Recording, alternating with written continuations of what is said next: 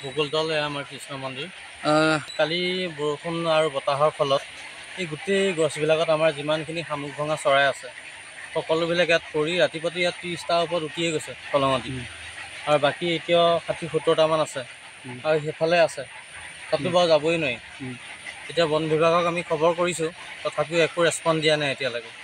এতিয়া আপোনালোকৰ জৰিয়তে আমি এইটোৱে ক'ব বিচাৰোঁ, চৰাইখিনি কিবা এটা আমাক সুৰক্ষিত কৰি দিয়ক। মৰিছে চাওক, এতিয়া মৰিয়ে আছে এতিয়াও। হয়, বাকী আপোনাৰ বহুতৰ ঠেং ভাগিছে, বহুতৰ দেউকা ভাগিছে, বাঁহ খহি পৰিছে ওপৰৰ পৰা। এতিয়া মানে আমাক কিবা এটা ইয়াৰ মানে ফলাফল এটা লাগে। 13 বছৰমানেই হ'ল আমি ক'ব পৰাত। 13 বছৰৰ পৰা ইয়াতে আছিল। ইয়াত বহুত ক্ষতি কৰিছে।